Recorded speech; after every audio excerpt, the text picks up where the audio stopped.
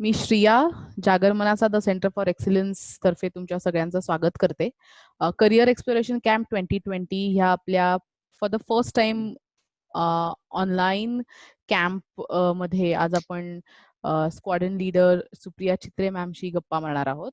आणि ह्या संपूर्ण कॅम्प मागचा एकच उद्देश आहे की थिंक अनकन्व्हेन्शनल हा एकच उद्देशाने हा कॅम्प घेतला आहे.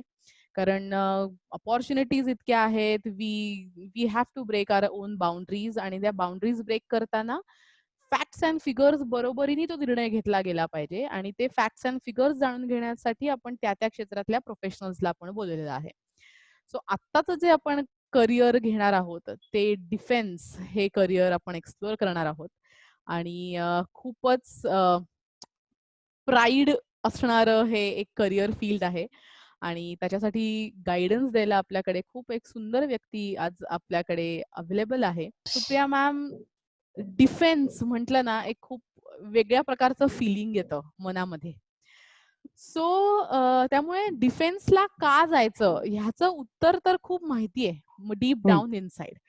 बट हं. स्टील समहाऊ तिकडे ते पाऊल घेण्याच्यासाठी ना कुठेतरी एक मनात शंका असते.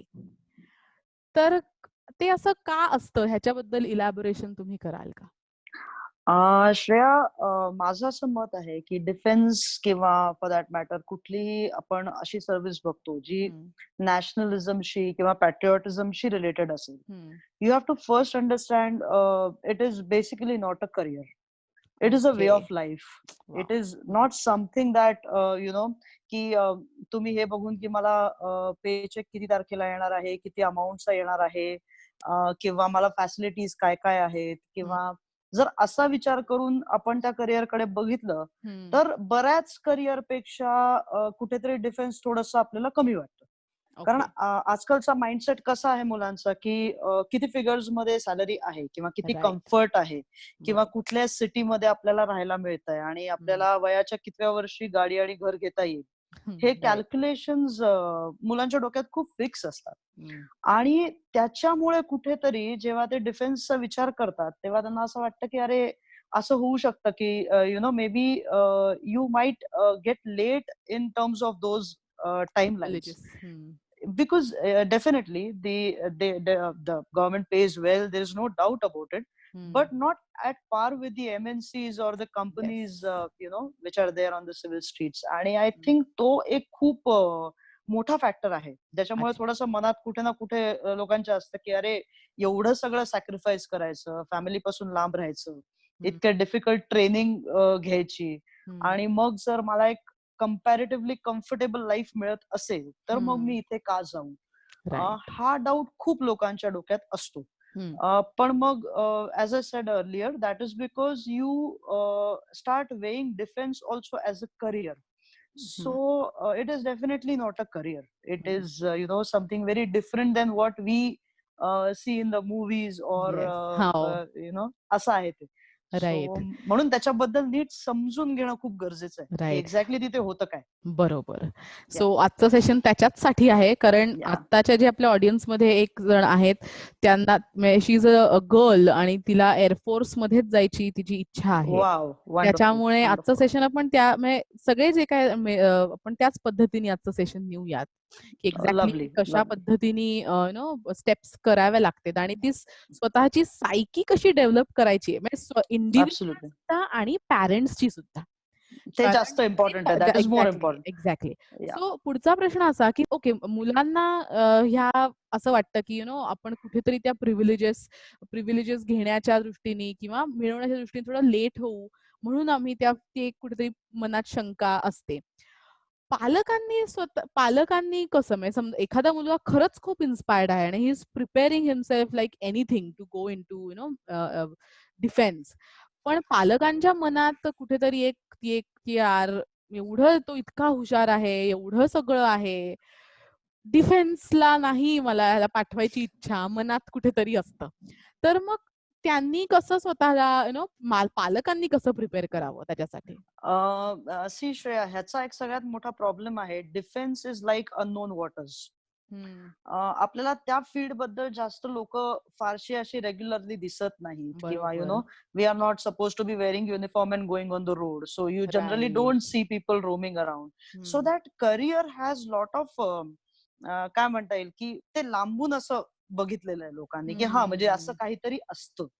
आणि खूप डिफेन्सशी रिलेटेड जे फिअर्स आहेत ते लोकांच्या मनातच आहेत, जे त्यांनी कोणाशी डिस्कस नाही केलेले, जे त्यांनी कधी कोणाशी बोलले नाहीत. म्हणजे लोकांना वाटतं डिफेन्स म्हणजे तुम्ही बॉर्डरवरच जाणार, तुम्ही बंदूक घेऊन उभे राहणार, तुम्ही कुठल्या तरी गॉड फॉर सेकंड प्लेसवर तुमची पोस्टिंग असणार, तुम्ही पेरेंट्सना खूप महिने महिने भेटणार नाही वगैरे, अशा काही कल्पना असतात. सो बेसिकली माझ्या हिशोबाने only 20% of this is true. Most of the times the life is pretty comfortable. जेवढं वाटतं तसं ते तेवढं एक्स्ट्रीम नाहीये, म्हणजे आहे पण त्याची दुसरी बाजू सुद्धा आहे. सो आय थिंक पेरेंट्सना त्याच्याबद्दल नीट नॉलेज घेणं हे खूप इम्पॉर्टंट आहे. सो जसं आता तुम्ही म्हणलात की डिफेन्स म्हणजे डोळ्यासमोर येतं, किंवा जे आपण मूवीज मध्ये बघतो की डायरेक्ट सीमेवर गेले आणि धडाधडा बंदुकी मारायला सुरुवात, आणि सो एवढं फक्त डिफेन्स नाहीये. तर मग डिफेन्स मध्ये काय काय व्हर्टिकल्स आहेत? ओके, जसं कुठलीही ऑर्गनायझेशन चालवायला आपल्याला खूप गोष्टी लागतात. म्हणजे एक ऑर्गनायझेशन म्हटले की तिथे लोक आली, मग त्यांच्यासाठी राहायला घरं आली, मग त्याच्यानंतर त्यांच्या खाण्यापिण्याची सोय आली, तिथे मॅनेजमेंट आलं, तिथे ऍडमिनिस्ट्रेशन आलं, तिथे कन्स्ट्रक्शन वर्क आलं, तिथे लॉजिस्टिक्स आलं, म्हणजे सामान तिथपर्यंत पोहोचवणं. जरी बॉर्डरवर सीमेवर लोक लढत असतील तरी त्यांच्यापर्यंत फूड पोहोचवणं सुद्धा एक काम आहे. Okay. So all these things together comprise defense. Okay. When we talk about Air Force, it does not mean only flying. It means की ते विमान जेव्हापासून जमिनीपासून आकाशापर्यंत उडतं त्याच्यामध्ये हजारो लोक त्याच्या मागे वेगवेगळी कामं करत असतात. ह्या सगळ्या फील्ड्स मध्ये कामं करत असतात. म्हणून जे आपला एक माइंडसेट आहे की अरे डिफेन्स म्हटलं की सोल्जर व्हायचं, डिफेन्स म्हटलं की पायलटच व्हायचं, किंवा जर नेव्ही म्हटलं तर शिपवरच जायचं, ते सोडून त्याच्यामध्ये बरेच वेगवेगळे व्हर्टिकल्स आहेत. जसं for example I will just take air force example, कारण ते खूप हा मोठा अभ्यास आहे. पण एअरफोर्स मध्ये जसं फ्लाइंग ब्रांच तर सगळ्यांना माहितीच असते, ज्याच्यामध्ये परत 3 ब्रांचेस आहेत, फायटर, हेलिकॉप्टर आणि ट्रान्सपोर्ट. तसंच टेक्निकल ब्रांच आहे ज्याच्यामध्ये इंजिनियर्स असतात, जे ऍक्च्युअली एअरक्राफ्टवर काम करतात, की एअरक्राफ्ट सर्व्हिसेबल आहे की नाही, ते म्हणजे उडण्याच्या केपेबल आहे का नाही, त्याच्यामध्ये आपल्याला काय करावं लागेल, हे सगळं इंजिनिअरिंगचे लोक बघतात. आणि नॉन टेक्निकल लोक म्हणजे education branch, accounts branch, logistics branch, administrative branch, त्याच्यानंतर air traffic controllers, fighter controllers, या सगळ्या ब्रांचेस डिफेन्स मध्ये आहेत. आणि तुम्ही वेगवेगळ्या क्वालिफिकेशन घेऊन या वेगवेगळ्या ब्रांचेस मध्ये जाऊ शकता. So there are so many entries, right from after your 12th standard, then your graduation, then your post graduation, प्रत्येक स्टेपवर कुठली ना कुठली एक्झाम आहे आणि त्याची एंट्री आहे. सो हे इतके व्हर्टिकल्स आहेत त्याला. And depending on your qualification and your interest, you can decide की तुम्हाला कुठल्या त्या फील्ड मध्ये जायचं. So it is something like that. So जेव्हा डिफेन्सला जायचं म्हणतो आहे, तर पालकांनी किंवा विद्यार्थ्यांनी हे लोकात घेतलं पाहिजे की फक्त सीमेवर न जाता, म्हणजे तो एक पॉइंट ऑफ व्ह्यू न ठेवता, तुम्ही जसं तुम्ही हे खूप छान आहे की it is like an organisation. So ऑर्गनायझेशनचे वेगवेगळ्या डिपार्टमेंट्स थ्रू तुम्ही एंटर करू शकता आणि you can serve your nation. So मग आता हा जर प्रश्न असेल, पुढचा प्रश्न अलाइड मी असा घेते की इंजिनिअरिंग मधून मला समजा डिफेन्सला जायचं आहे, किंवा कॉमर्स करून मला काहीतरी जायचं आहे, तर मग ह्या प्रत्येक सेक्टरवर वेगवेगळ्या प्रकारच्या एंट्रन्सेस आहेत की there is a something common entrance test? There is a common entrance test, पण आता ह्या 3 गोष्टींमध्ये वेगवेगळं त्यांनी हे डिवाइड केलेलं आहे. For example it is technical, non technical आणि फ्लाइंग इन एअरफोर्स. सो जे नॉन टेक्निकल वाले आहेत त्याच्यामध्ये सगळ्या ग्राउंड ड्युटीज येतात, त्यांची एक्झाम सेम असते. जे टेक्निकल आहेत त्याच्यामध्ये इंजिनियर्स येतात, ते वेगवेगळ्या फील्डचे इंजिनियर्स आहेत, म्हणजे मेकॅनिकल आहे, इलेक्ट्रिकल आहे, इलेक्ट्रॉनिक्स आहे, मग कम्प्युटर इंजिनियर्स आहेत, ह्या सगळ्यांची टेस्ट एक असते. आणि फ्लाइंग साठी एक टेस्ट असते. सो हे असे वेगवेगळ्या ह्याच्यामध्ये आणि टप्प्यांमध्ये टेस्ट होतात.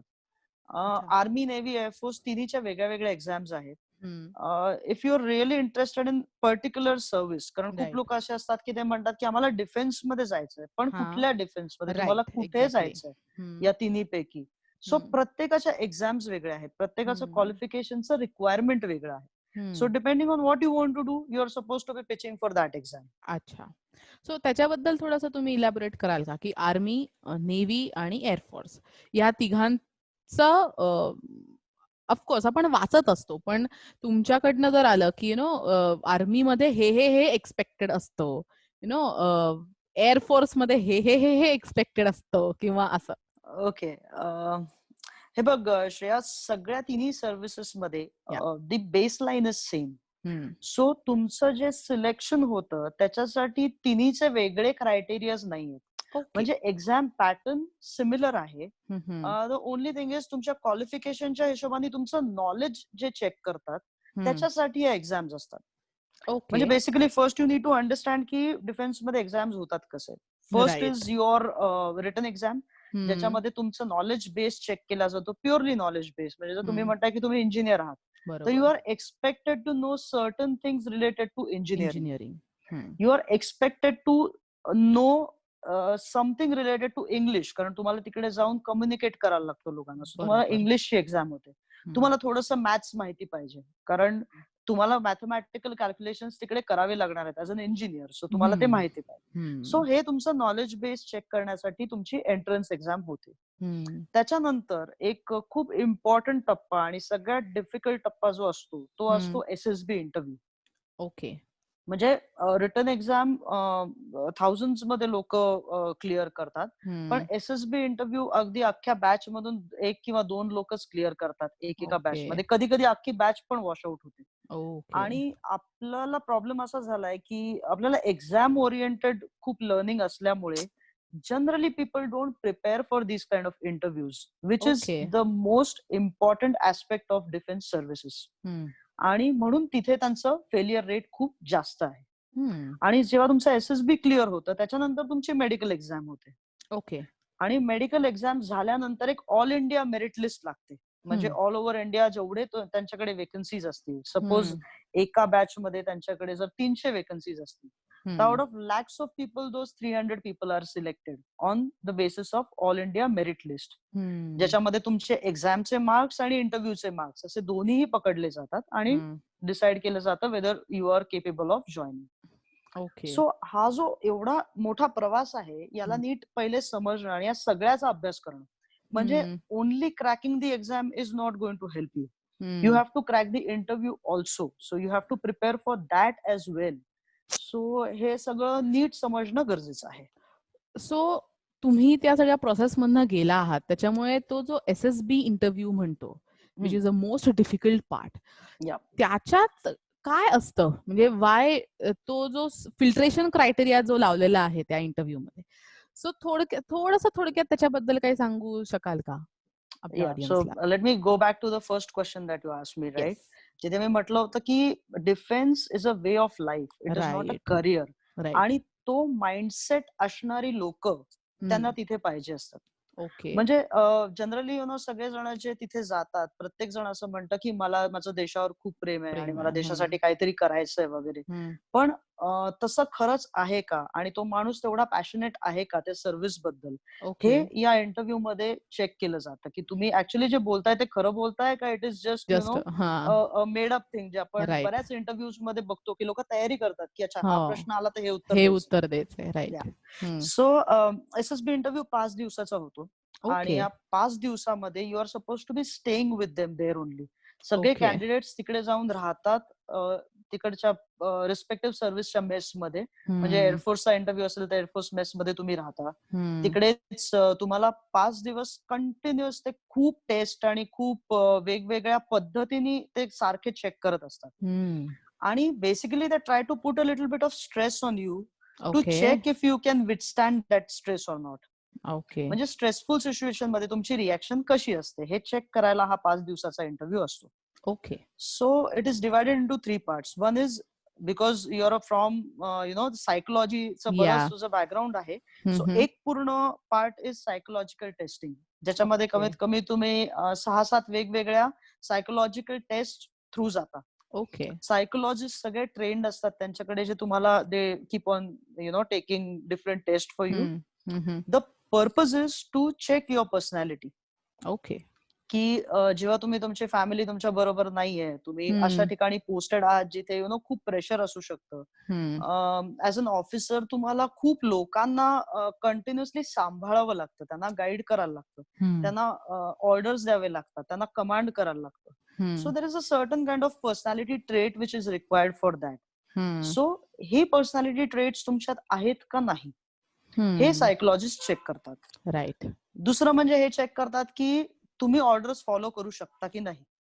हा एक फार इम्पॉर्टंट ऍस्पेक्ट आहे फॉर्टचा. म्हणजे you cannot be only a rebel, you have to know how to follow orders also. Right. So that is another part of it. आणि तिसरं म्हणजे तुमच्यात एन्ड्युरन्स आहे का, स्टॅमिना आहे का. Because the training is tough, you have to go through lot of mental and physical pressure. ते तुम्ही विथस्टँड करू शकता का, हे सगळं तिथे चेक होतं. So that is psychological testing. मग दुसरा पार्ट येतो ग्राउंड टेस्टिंग ऑफिसर च्या टास्क असतात, ज्याच्यामध्ये तुम्हाला ऍक्च्युअल काही मिलिटरी प्लॅनिंग करावे लागतात. ते तुम्हाला इम्प्रॉम्प्टू काहीतरी बोलायला सांगतात की 3 मिनिटं तुम्ही या टॉपिकवर बोला म्हणून. So they are checking your communication skills. There are group discussions. असे व्हरायटी ऑफ टास्क होतात फॉर 5 days. ओके. आणि त्याच्यामधून ते तुमचा एक कॅन्डिडेट प्रोफाईल बनवतात की whether this person is in or this person is out. So that is how the whole thing goes. Wow. So आता मी तुला खूप नटशेल मध्ये सांगितलं. ऑफकोर्स. Very huge process. त्याच्यात डिटेलिंग खूप असणार आहे ह्याच्यामध्ये, पण थोडक्यात ह्या इंटरव्ह्यूज मध्ये काय काय घेतलं जातं हे छान. आता मी समजा म्हणतीये की मला डिफेन्स मध्ये जायचं खूप इच्छा आहे. ऑफकोर्स ते एक महत्वाचं पॅशन असणं गरजेचंच आहे, देशासाठी जान लगा देण्याचं. पण त्याच्या व्यतिरिक्त तुझी म्हणजे माझी साईक कशी असली पाहिजे? You have to be very very determined to do it. Because असं खूप वेळा होतं या फील्डमध्ये, स्पेशली जेव्हा जोपर्यंत तुम्ही कमिशन होता, म्हणजे पास आउट होईपर्यंत, that you want to give up. Okay. असं होतं, कारण तुम्हाला इतकं फिजिकल आणि मेंटल प्रेशर असतं की तुम्हाला असं वाटतं की यार आपण हे का करतो, लेट्स गो होम. आणि हे मला पण खूप वेळा झालं, म्हणून मला माहिती. एव्हरीवन थिंक्स की इथून पळून जावं, नको राहायला इकडे. जर तुमचं खूप स्ट्रॉंग डिटर्मिनेशन असेल की काहीही झालं तरी मी हे करणारच आहे, तरच मला असं वाटतं की तुम्ही तेवढी त्या फील्डसाठी मेहनत करावी. ते डिटर्मिनेशन असलं पाहिजे. कारण after you pass out and after you become an officer, your life is absolutely wonderful. There is no doubt about it. So I can say this because I have a first hand experience. I have lived that life, so I know. But then तिथे पोहोचेपर्यंत जी मेहनत आहे ती घेण्याची तयारी असली पाहिजे before you jump into this. आणि ही जी मेहनत आहे, is it irrespective of the vertical which you want to serve? म्हणजे आता फॉर एक्झाम्पल तुम्ही सायकोलॉजी करून, सायकोलॉजिस्ट होऊन तुम्ही तिथे गेलात, सो तरी तुम्हाला त्या सगळ्या स्ट्रेनस ऍक्टिव्हिटीज आणि जी आपण ऐकिवात आहे. See why I will tell you की तुम्ही कुठल्याही फील्डमध्ये जरी फौजमध्ये गेलात as an officer, you are a combatant member of the forces. That means जर वॉर झाली तर तुम्हाला लढायला जावं लागणार. तुम्ही असं नाही म्हणू शकत की मी सायकोलॉजिस्ट आहे तर मी तर इथेच बसून राहणार म्हणून. So you need to be trained on how to use a gun. You need to be trained on how to camouflage yourself. You need to be trained on how you are supposed to keep yourself physically fit, because तुम्हाला कधीही जावं लागू शकतं. So हे डोक्यात असणं खूप clear आहे की तुम्ही कॉम्बॅटंट मेंबर असणार आहात. जरी पीस टाइम मध्ये तुमची पॅसिव्ह ड्युटी असली तरी वॉर टाइम मध्ये you might be required over there. And that time you cannot say की आता मी वॉर नाही करणार म्हणून. Right. So that has to be understood. आणि म्हणून हे सगळं ट्रेनिंग प्रत्येक individual who is joining forces, प्रत्येकाला सेम ट्रेनिंग दिलं जातं. That is the reason behind it. Okay. So there is this question. So if you're graduating in business management, what is the exam I will have to give? to go If into you're Air Force? graduating in business management, Yeah. that means is she talking about BBA? BBM, Uh, I think. BBM. okay. Hmm. See, in that case, you will be considered for administrative branch in the I would say in the Indian Air Force. In the Army, there is no entry in Navy. So first Acha. depends on which side you want to go, and in case if she wants to go after BBA, she can. I hope it's Huh. she. Yeah, कोण आहे yeah, yeah, मला yeah. माहित नाही. She's, Yeah, yeah, yeah. Lavina. Lavina. Okay. Yeah. So she can do her BBA and give her exam after her graduation, which is called as AFCAT. Air Okay. Force Common Admission Test is the Okay. exam which she can Okay. appear for. Okay. For business management, it is always better that if she goes after post graduation, she can Okay. also apply for the logistics and education branch as well. Okay. Okay. Yeah. Thank you so much. That was helpful for her. Yeah. आता पुढचा प्रश्न असा असेल की म्हणजे girls साठी हे field किती सुटेबल नाही म्हणता येणार पण प्रेफर्ड और नॉट प्रेफर्ड कसं असेल? Shreya, if you ask me, I don't think there's a better field than this for women. Wow. Okay. See, I will tell you why. One is, yes, definitely it is a very, very male dominated and male oriented field. There is no doubt about it. But generally, जे फौजीचं एक texture असतं, they are very courteous and very chivalrous, you can say. Yes. आणि that you will never find in the civil streets. म्हणजे तुम्ही civil streets मध्ये कितीही training दिलं तरी तो जो एक टेक्स्चर असतो फौजीचा ड्युरिंग त्यांना जसं बनवलं गेलेलं असतं त्याच्यावरून they have a different way, a very very decent way of treating women. So that is what makes it a very safe field for women to work in. Obviously I am talking about peace time. जेव्हा असं काय होईल की जेव्हा there is some kind of contingency आणि तुम्ही actually war like situation मध्ये असाल तेव्हा it cannot be safe for anyone. So whoever is there, it cannot be safe. But otherwise, it is a beautiful field.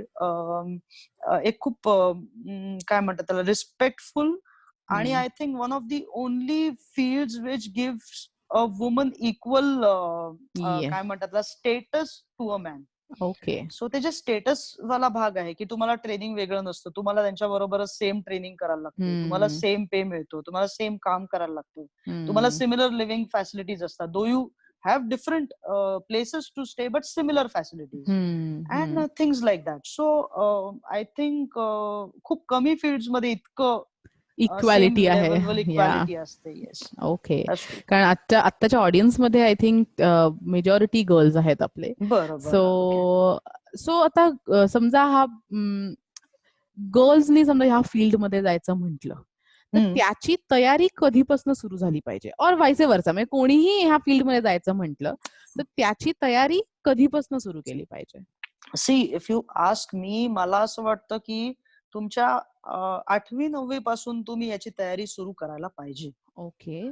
कारण खूप मोठा याचा base एक तुमचं जनरल अवेअरनेस वर असतो. म्हणजे in the sense Wien you go for interview, Wien you go for your exams, तुम्हाला आसपासच्या किती गोष्टी माहिती आहेत, तुमचं जनरल अवेअरनेस किती आहे, तुम्हाला त्या फील्ड बद्दल किती माहिती आहे, राईट, या सगळ्या गोष्टी खूप मॅटर करतात. सो माझ्या हिशोबाने तर जितकं लवकर सुरू कराल तेवढं चांगलं आहे. पण I think 8th 9th standard is very very good for you to start preparing for at least mental preparation झालं पाहिजे की starting to get into this kind of field म्हणून. ग्रेट. मला पुढचा प्रश्न असा आहे, ऑफकोर्स मी इथे आता काही फायनान्शियल स्टॅबिलिटीचा वगैरे काही विषय विचारणार नाही, because as you sed it's a way of life. त्याच्यामुळे इथे मी तो काही फॅक्टर आणणार नाहीये. पण जेव्हा आपण ह्या क्षेत्रात जातो आणि आपण आपल्या फॅमिलीपेक्षा इतके दिवस लांब असतो तर how should we deal with that situation? म्हणजे फॅमिलीनी पण कशी, जस्ट इमॅजिन की आता आपल्याकडे ज्या 6-7 स्टुडंट्स आहेत त्यातलं 1-2 जण गेले सुद्धा डिफेन्सला, तर त्यांनी ही जी फेज आहे ती कशी हँडल केली पाहिजे? बिकॉज तुम्ही सुद्धा त्याच्यातनं गेला आहात म्हणून. See, what happens is तुम्हाला 1 वर्ष म्हणजे मी फक्त आता परत एअरफोर्सच बोलते because I will be able to give you examples of my own. So 1 वर्षाची तुम्हाला खूप एक डिफिकल्ट आणि एक खूप काय म्हणतात त्याला ग्रिलिंग अशी ट्रेनिंग दिली जाते डिफेन्समध्ये, ज्याच्यामध्ये तुमच्या बरोबर अजून खूप असे लोक असतात जे तुमच्याच लेवलवर सफर करत असतात. राईट, ते पण तुमच्यासारखेच खूप पळत असतात आणि ते खूप अभ्यास करत असतात आणि खूप त्यांच्यावर पण प्रेशर असतं. आणि initially for 2-3 months yes it becomes very difficult because आपण एका घरातून एकदम कम्फर्ट मधून उठून कुठेतरी दुसरीकडे गेलेलो असतो वगैरे. पण मग जेव्हा तुम्ही आसपास बघता तेव्हा तुमच्यासारखे सफर करणारे लोक भरपूर असतात आसपास. सगळेजण आपलं आपलं घर सोडून आलेले असतात.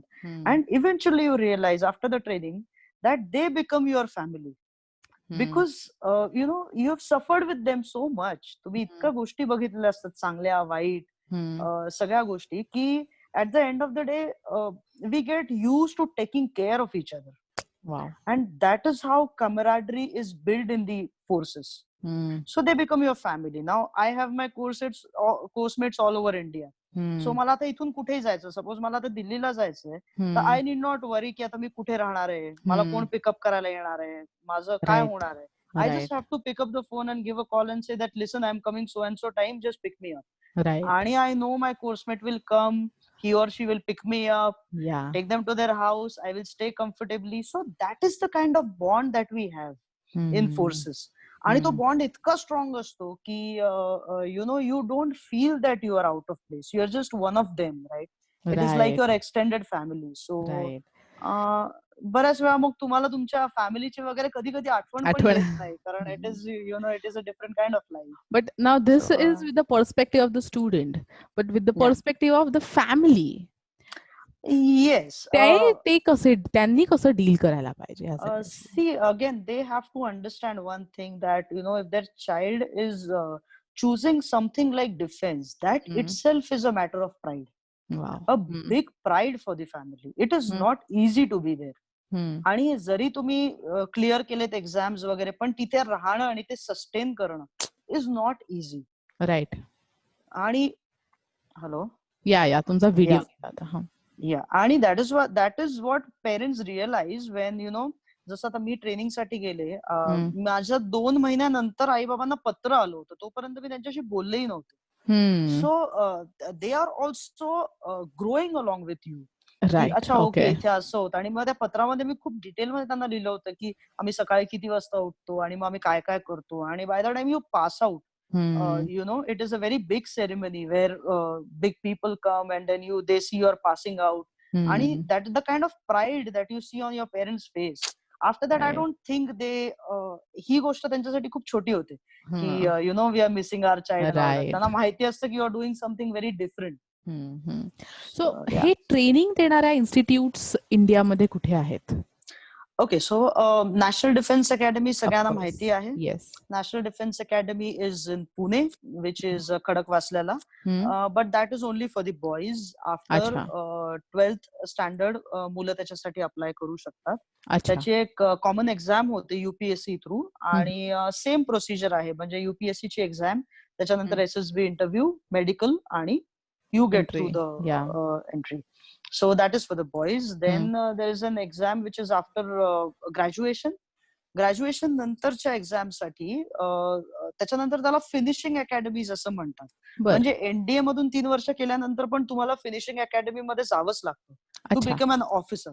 अच्छा. सो ती हैदराबादला जी अकॅडमी आहे ती एअरफोर्स साठी आहे. It is called as Air Force Academy. दुंडीगलला लोकेटेड आहे. IMA तुला माहिती असेल, देहरादूनला IMA आहे. OTA is in Chennai, officers training academy. या दोन्ही अकॅडमीज आहेत आर्मीसाठी. आणि Indian Naval Academy is in Ezhimala, Kerala. Okay. So असे हे मेन लोकेशन्स आहेत ह्या 5 अकॅडमीज. आणि प्रत्येक सर्व्हिसचा एक स्पेसिफिक अकॅडमी आहे to train you for that particular service. Okay. आणि सगळ्या ह्याच्यात म्हणजे आता जसं एनडीए तुम्ही फक्त बॉईज साठी म्हटलात, बाकीच्या ह्या ज्या इन्स्टिट्यूट्स आहेत तिथे कोएड आहे, म्हणजे आर गर्ल्स अलाउड? नाही, एनडीए बॉईज साठी आहे आणि IMA बॉईज साठी आहे. ओके. बाकी सगळीकडे it's coed. Okay. So there is this question: if you are a commerce student and have just completed 12th, what opportunities will I get if I decide to take this step now? If you're a commerce student, you will have to finish your graduation. Again, is it a Yeah. girl who's asking this Yeah, question? it's a girl. Yeah. So she will have to first complete her graduation Mhm. in commerce stream itself, and Okay. then she can apply for the accounts branch Okay. in the Indian Air Force, because Army and Navy मध्ये accounts branch nahi. नाहीये. Okay. So she can apply for accounts in Air Force after अच्छा. graduation. So या प्रत्येक डिपार्टमेंटच्या एंट्रन्सेस वेगळे असतात. जसं और नाही, जस्ट ओके प्रत्येक stage wise stage entrance wise. वेगळी असते. Yeah. Okay okay So she will also have to give AFCAT only, Air Force okay Common Admission या Test, right. but she will have to opt for the accounts branch. म्हणजे तुमच्या form मध्ये असं लिहिलेलं असतं की तुम्ही कुठल्या ब्रांच साठी ब्रांच opt मध्ये. करता. Okay Yeah. ओके या that's great. Well I think एक शेवटचा प्रश्न आपण घेऊयात की Yes. जे आता आपल्या इथे आहेत ऑडियन्स म्हणून त्यांना एक असा शेवटचा टू द मार्क मेसेज तुम्ही काय द्याल की डिफेन्स मध्ये जायचं आहे तर बॉस दिस इज इट हा मंत्र आहे और काही. बरं, I would only like to say is की खरंच जायचं आहे का, हा सगळ्यात पहिले विचार वाय. करा. हा बरोबर. तुम्हाला का जायचंय, तिथे जाऊन तुमचं एक्झॅक्टली त्या करिअर त्या प्रोफेशन कडून काय एक्सपेक्टेशन आहे हे तुम्हाला खूप क्लिअरली कळलं पाहिजे. And the Okay. Mantra is only talk to people from defense, because they are the only people who will be able to give you the exact idea as to how your life is going to be. Right. Because movies are exaggerated. When you start preparing, there are all sorts of people who will keep telling you nahi nahi yaar ye exam aise dete hain, ye aise karna chahiye. हे असं सगळे लोक सगळ्या वेगवेगळ्या गोष्टी सांगतात. Best is जे लोक त्याच्यामधून एकतर आलेले आहेत किंवा अजून आहेत, त्यांच्याशी बोला आणि त्याच्यानंतर ही स्टेप डिसाइड करा.